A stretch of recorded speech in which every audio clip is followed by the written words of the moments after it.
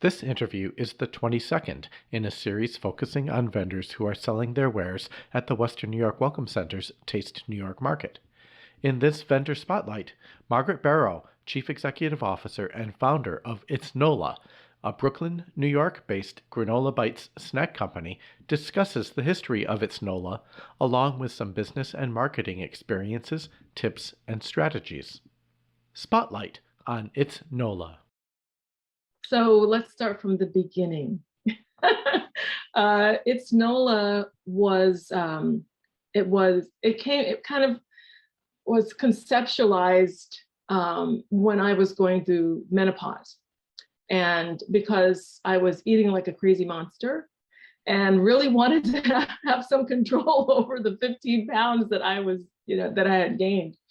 And I decided that I was going to make my own snacks. I loved granola bars, but I noticed the granola bars that I loved were not as healthy as I had assumed they were. I really started digging into what was in them, and recognized that I needed to make a change, and that I could make my own snacks. So I said, you know what, I'm going to just go ahead and make my own granola. So that's how it started, with making my own granola. But I also wanted a snack that wasn't crumbling, because the granola bars that I was eating ended up crumbling into my bag, all over my desk, all over my clothes. I'd find bits and pieces of them attached to paper clips and pens. And so my dogs love it because they would go through my bag and find them. But when I decided to make my own snack, I thought, you know what, I want to get rid of that problem and make it healthier. So I started making it was like around November 2017.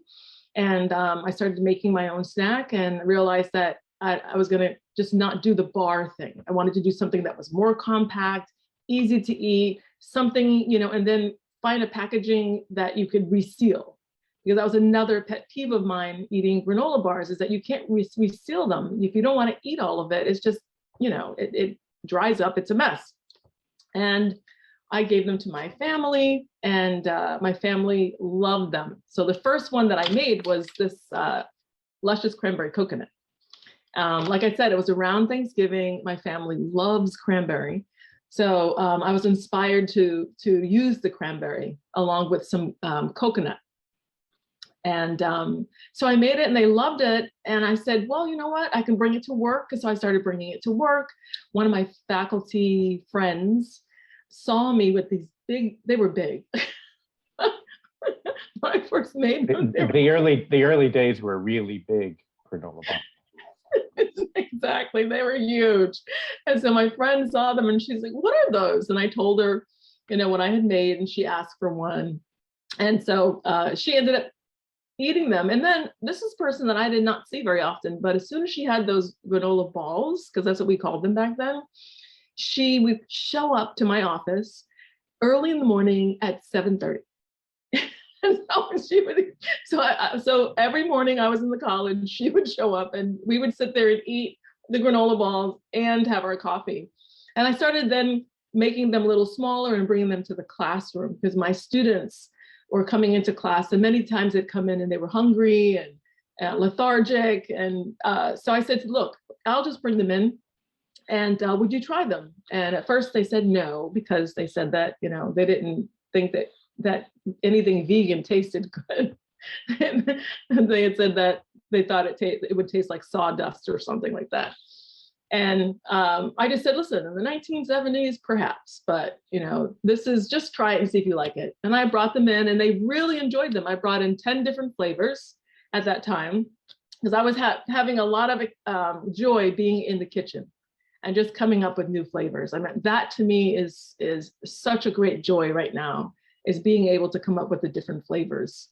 So I brought them to the class, they loved them.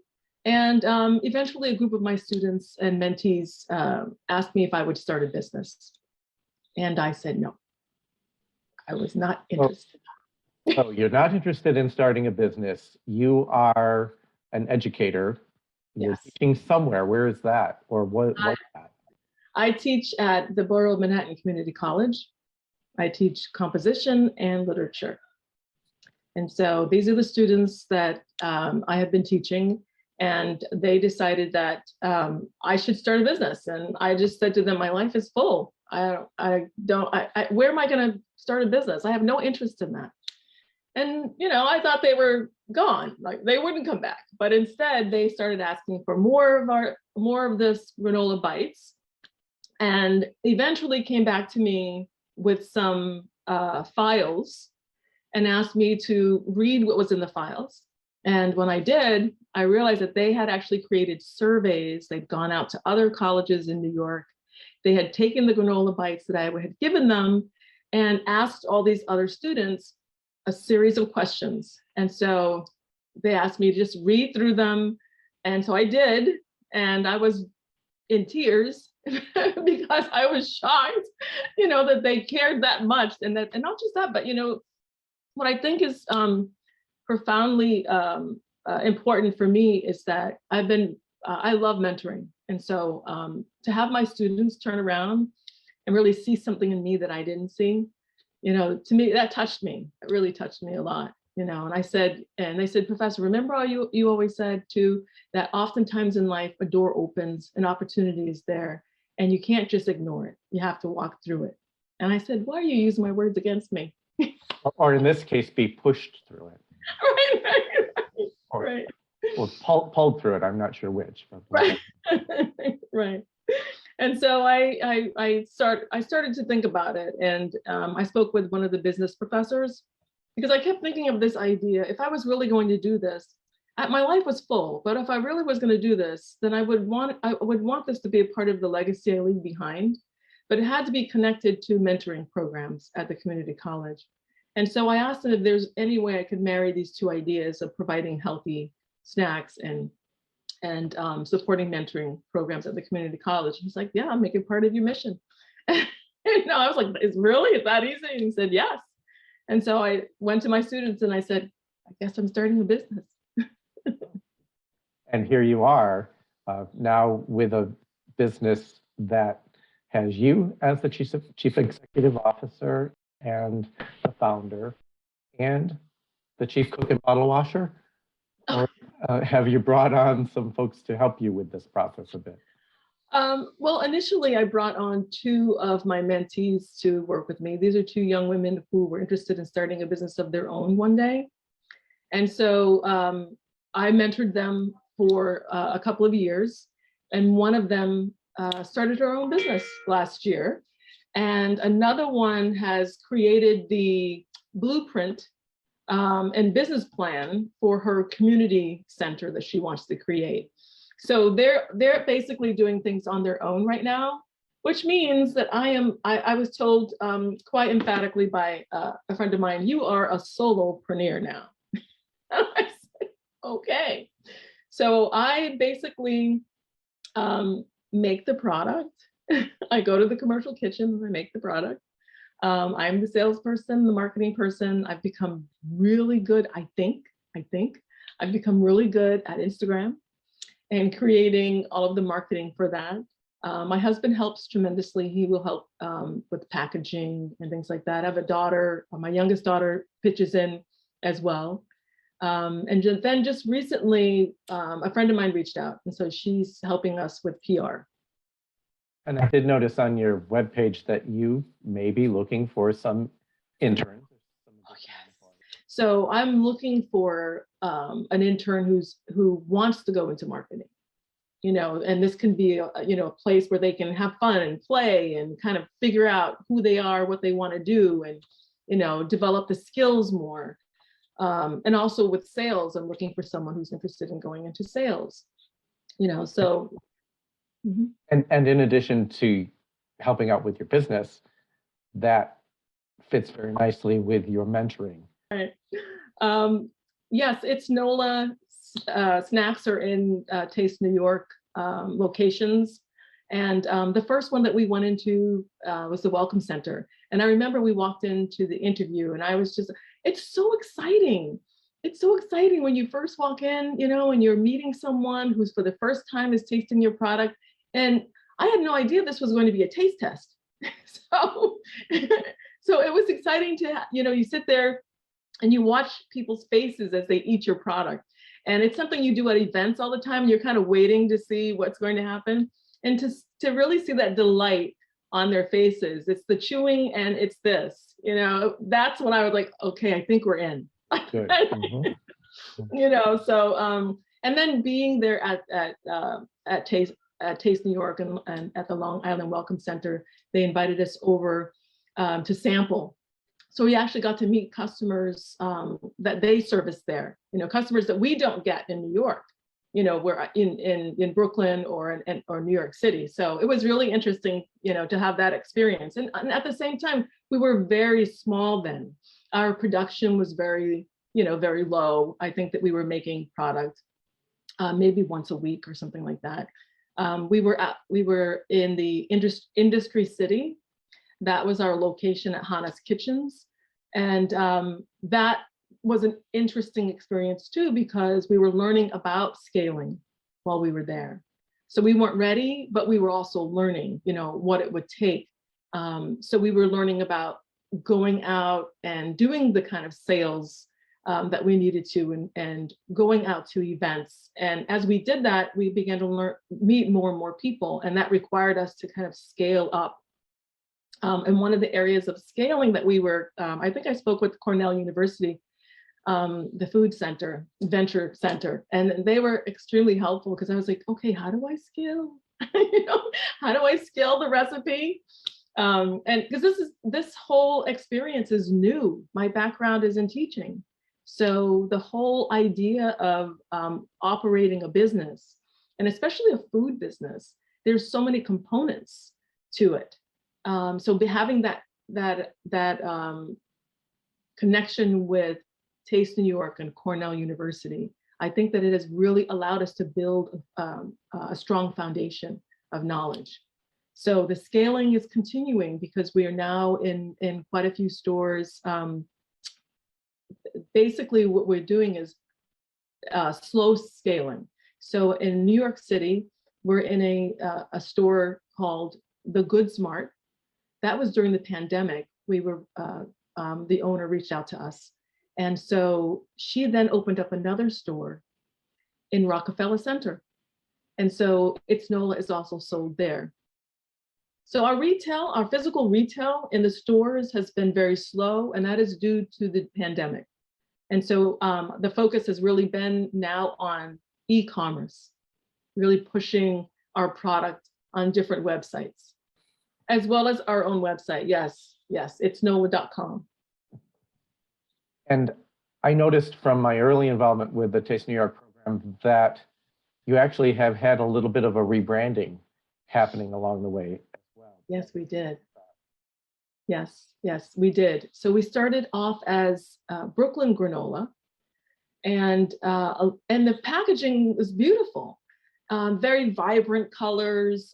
We have our luscious cranberry coconut, our sassy mango masala. Those are the two flavors that we launched with, and we launched with the large bags, which is the 24 bites in a bag, and it was interesting because as you think about your business and you go about trying to figure out where you are and how to move forward, there's so many times when you have to take a step backwards. And I think the rebranding forced us to take a few steps backwards. And by that, what I mean is we had to really evaluate, okay, are we granola? Yeah, right? Yes, we're Brooklyn, where we make our product in Brooklyn. But even then, learning about the trademark, you cannot trademark a geographic location. So that was out. You cannot trademark a common word like granola. So basically, one of the lawyers told us, well, anyone could actually come up with, Brooklyn granola and put it on a bag. You have no protection. And that's what scared me, because I thought, okay, so now what do I do? So I went back with the branders, and we started really thinking about, okay, what is this? What is this product that I've, this snack that I've created? And that forced me to kind of think about the history of granola, which is 1800s, right? It's healthy. And then we move into the 1960s and 70s, and it's no longer just the crumbly mess cereal. It becomes a bar, so it becomes a little more compact. And then nothing really happens much after that until 2017, when I created the when bite. it became a ball. Right, exactly. You know, Or now you call it a bite. We call it a bite now for you know, obvious reasons, marketing reasons.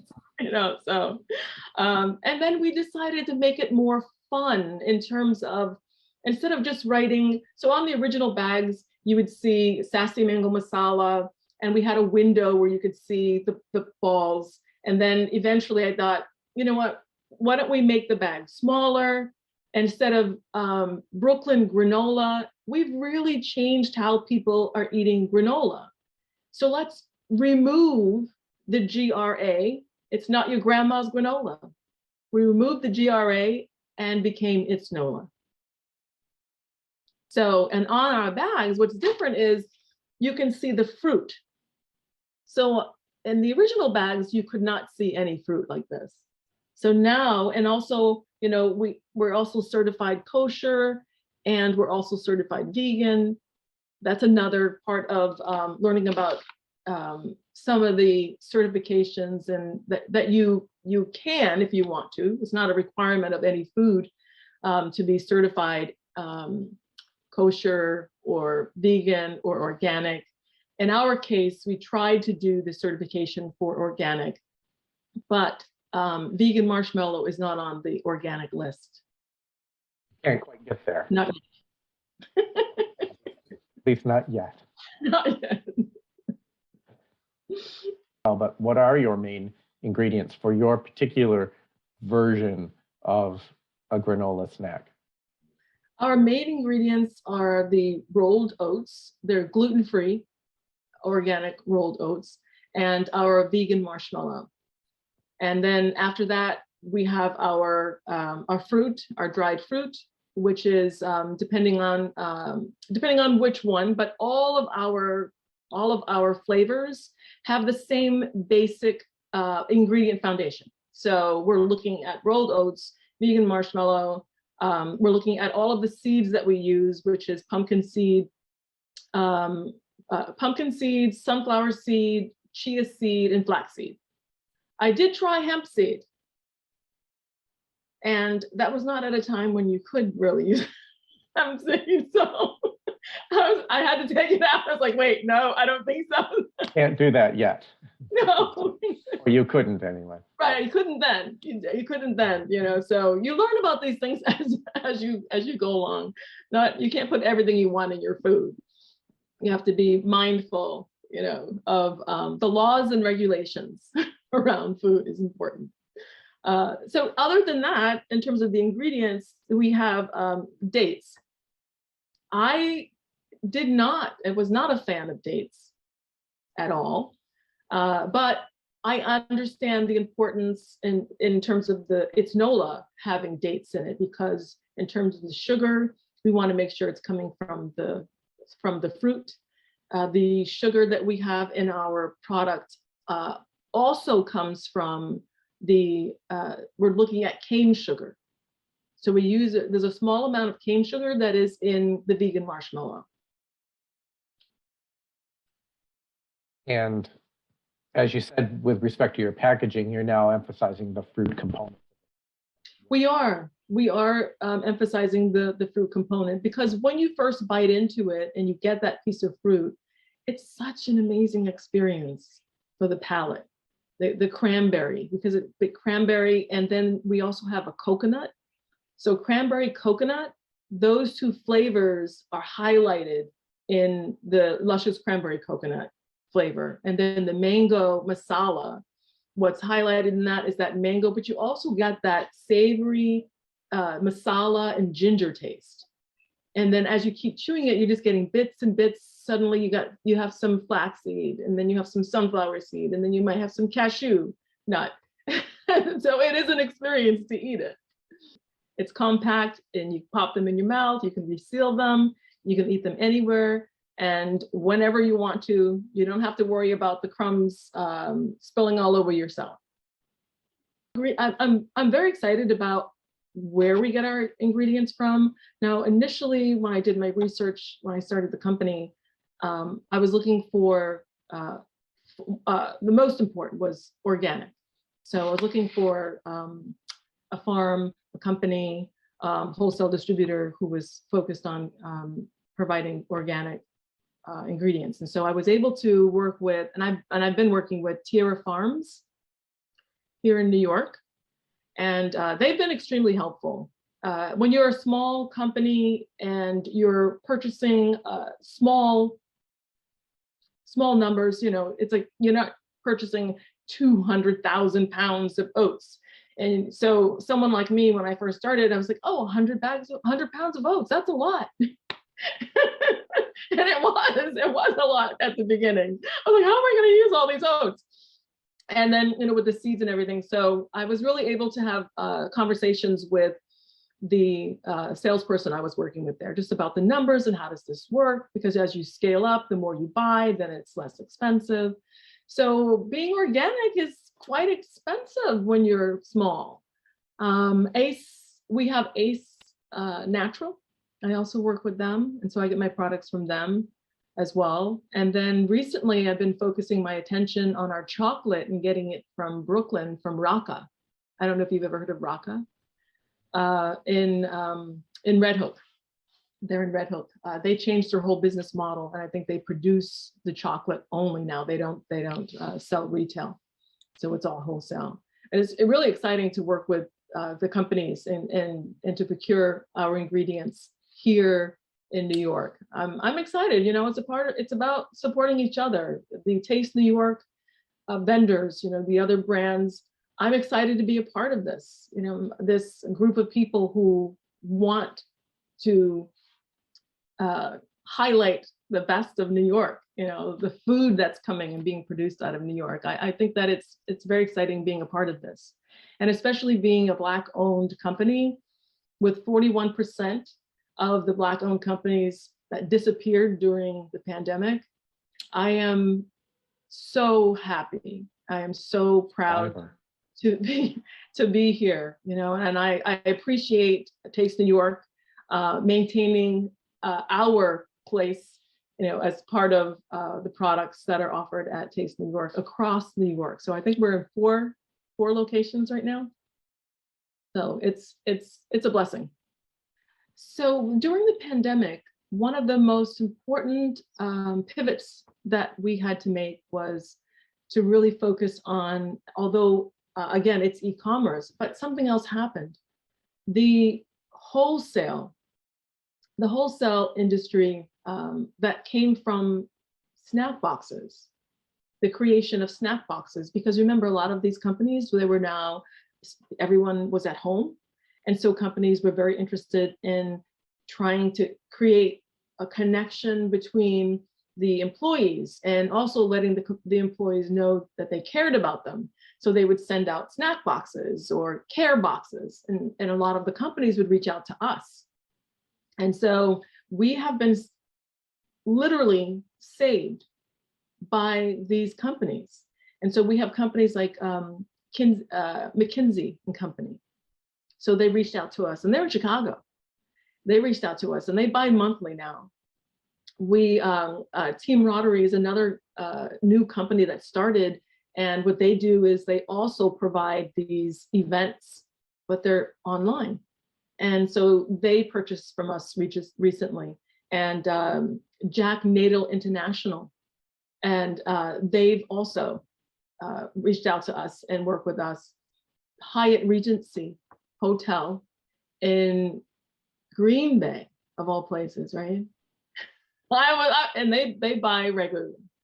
And so our focus really is understanding how to grow the company in a way where we're not going to come up against some of the challenges that I know that small businesses, especially food businesses, face. And specifically what I'm talking about is when a company like Whole Foods orders 10,000, 50,000, 100,000 cases of your product. And so they're putting in a purchase order. You have to pay for all of that product to be made. They're not paying for it up front. And then once they have the product, if they're not able to sell, whatever they're not able to sell, you have to buy back. And so I have known small companies that were very excited, only to find out at the end of the day, they actually lost a lot of money. They went into debt. So my idea is grow its Nola slowly, go into, take the opportunity to sell the product in hotels, at businesses, in universities, so that people are familiar with it. So when we do go into the large regional stores or national stores, people will recognize it, and we hopefully will sell more and not have such a large amount of buybacks. Or any buybacks. Or any buybacks at all. At all, right. And the piece of that process that you don't have any control over is the product placement within those stores. So you're hoping to build recognition of your product before it gets. Yes, I am. I'm trying to, because this is still very new to me, I'm trying to think outside the box. I'm trying to be smart about the decisions that I make. I'm listening very carefully. I read a lot. I go to a lot of workshops on business development. I go to a lot of Zoom meetings and webinars with people who are very successful. I listen very carefully, and I try to plot our growth through the lenses of others' experiences. And I do think it's important to have a mentor in whatever business endeavor you decide. In the food industry, because it's something that was so new to me, I knew that I needed a mentor.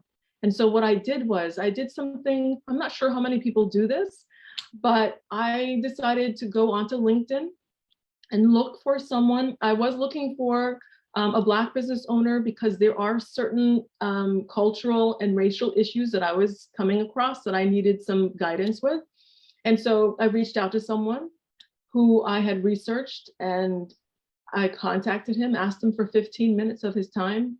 We were on the phone for an hour.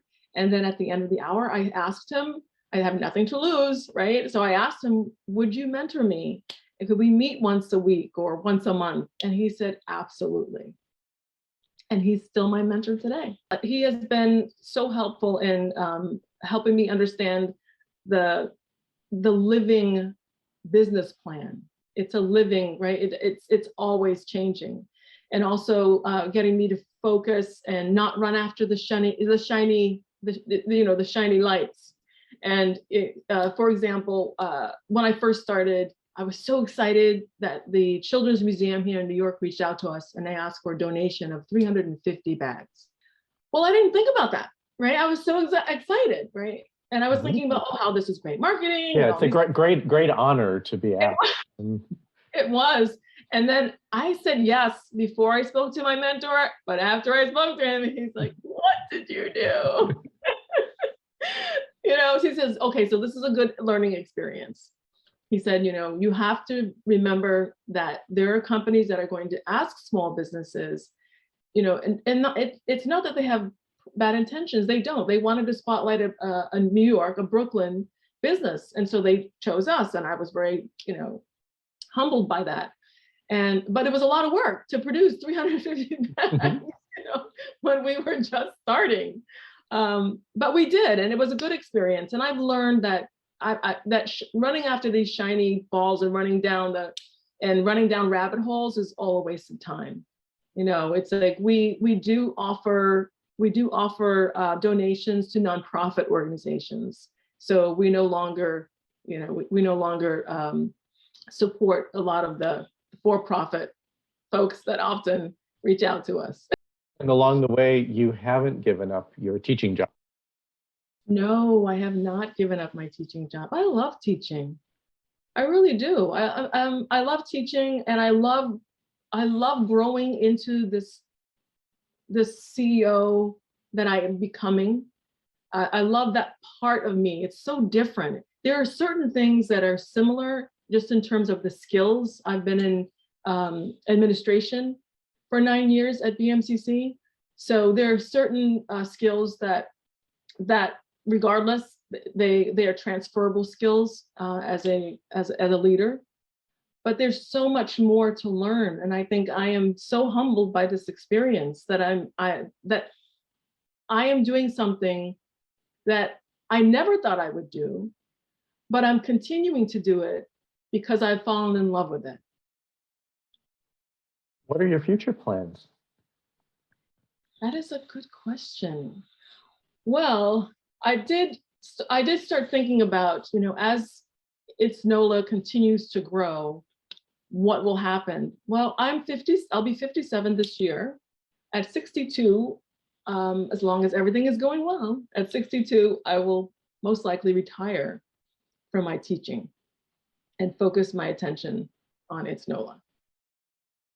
Thank you to Margaret Barrow for enthusiastically sharing the story of It's Nola, based in Brooklyn, New York.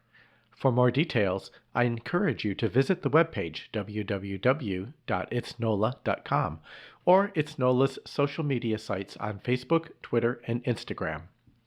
It's Nola snack products are available in many of the Taste New York markets across New York State, including the Western New York Welcome Center on Grand Island, as well as through a growing list of retail and wholesale venues in the region and beyond. As Margaret said, online sales options are available under the Shop tab on the webpage. As a women-owned business, It's Nola is another example of how small businesses in New York State are continually adjusting to changes in the economy and markets as they strive to make locally grown, manufactured, or processed and packaged foods, beverages, goods, and services available to consumers throughout the state, region, and beyond.